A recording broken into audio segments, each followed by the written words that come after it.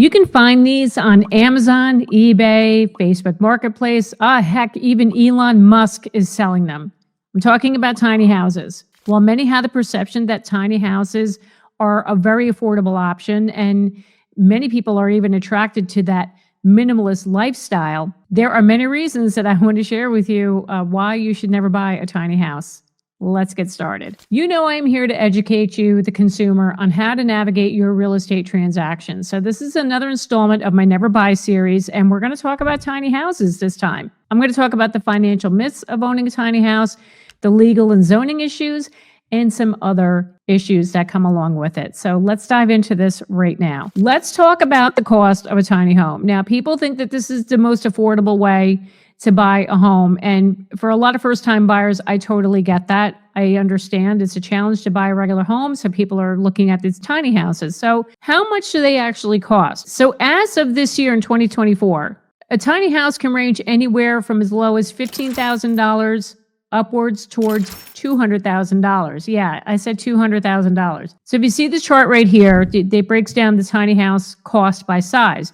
So for a small one, 90 to 250 square feet, the length of 12 to 20 feet, a prefab tiny house, you're looking anywhere between $15,000 to $50,000. And if you have a custom built, that can run you between $30,000 to $70,000. And you go all the way up to an extra large tiny house, 400 to 600 square foot, you're looking at $70,000 to $125,000 for a prefab, $100,000 to $200,000 plus for a custom built tiny house. So now, for what you could put as a down payment on a regular single family home or a condo, you can actually buy a house with this. So you can buy a tiny house. Okay, that's a great thing.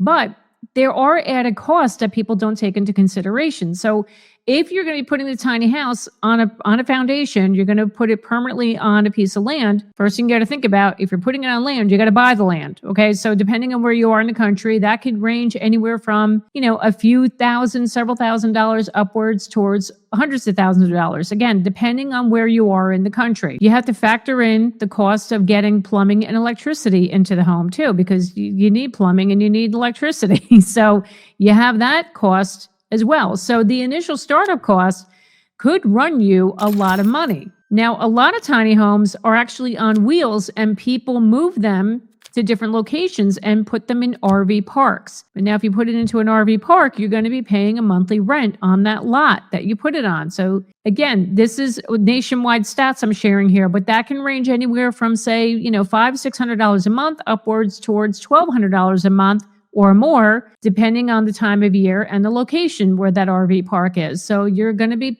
still paying money for rent, even though you do own this house. Now, another thing about tiny homes is that people can't take advantage of the tax deductions that people who own regular single-family homes or condos or townhomes that have a mortgage. When you own a home, a regular single-family home, you have a mortgage on it, you can write off the interest, right? And those are great tax deductions.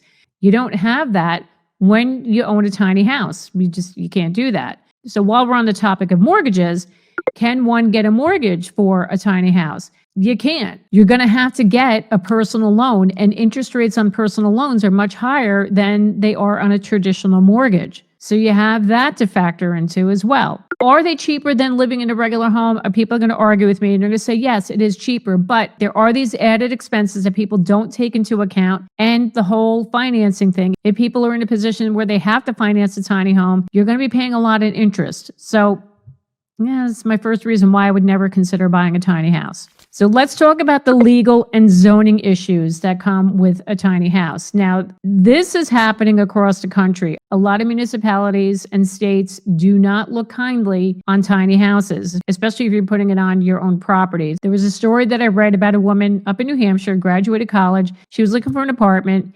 And then one day she's on Facebook Marketplace and she found a tiny house for sale for $29,000. So she thought, I'll just do that. I'll live in a tiny house on my parents' property. So she bought it, put it in the back of her parents' property. Everything was fine. Fast forward several months later, a neighbor spotted the house on the property and then called the town. Then the town went after her and said that she can't live in that house, that she violated certain zoning ordinances, and that needed to be corrected. The problem with her tiny house is that the town told her it had no formal plumbing, it had one form of egress, and it was too close to the property line. So since there was no building code for tiny houses in her area, she would have to get an occupancy permit in order to get it zoned. So, and without a building code, they didn't have a building code for tiny houses. She's already violating the ordinances. So she was in this vicious cycle of trying to get this thing rectified so she could live in the house. This problem is happening to many tiny homeowners across the country, where these towns are not willing to work with these homeowners. They feel that they're unsafe dwellings and they're forcing them to move into an RV park with those homes. Now, on the flip side, believe it or not, there are 4 states in this country that will actually pay you to build a tiny house. Yeah. Those states are Vermont, New York, California, and Texas. So if you are living in one of those states and this is something you want to pursue, I would definitely check that out and see about getting one of those grants to help you build a tiny house. Now, if you're going to be doing this, or if you're in other states other than those 4 I just mentioned, what you should be doing is doing your research extensively on the zoning laws, the ordinances, all the things in the area that you're going to be building that house. You don't want to end up with all these headaches and fighting the town to make that house to be up to code. Do it all ahead of time.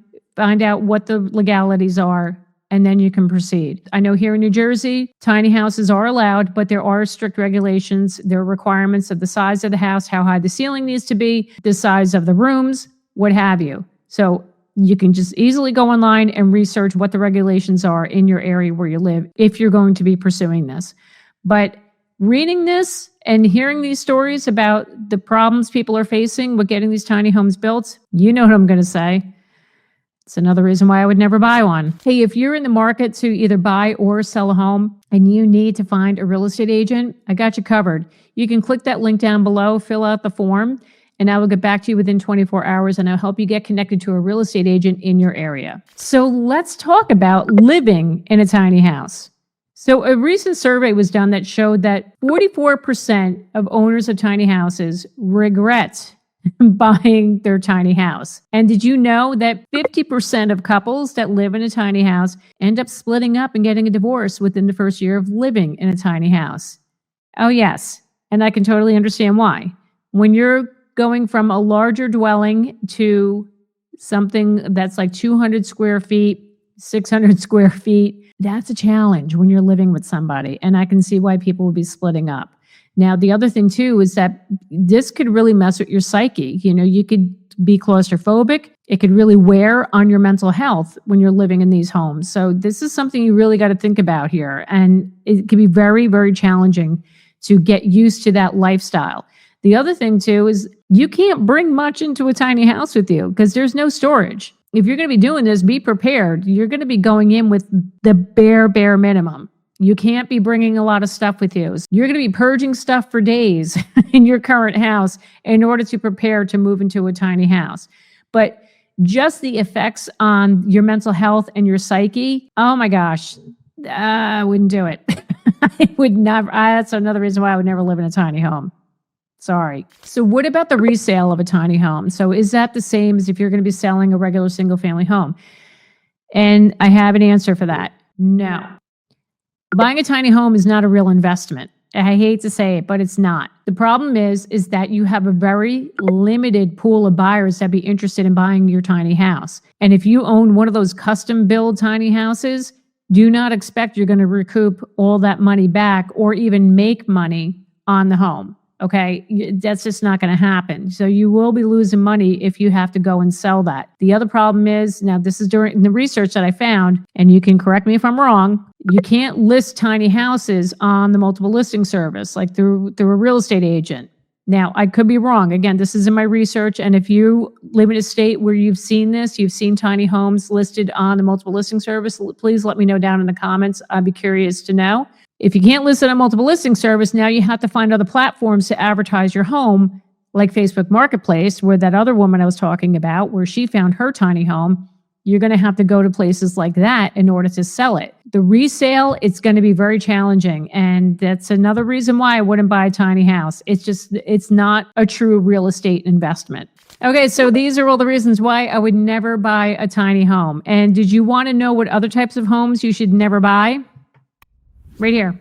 Watch it. It's really good. I think you'll like it. Thank you so much for watching me today. To get your dose of real estate reality, my name is Jackie Baker, and I will see you next time.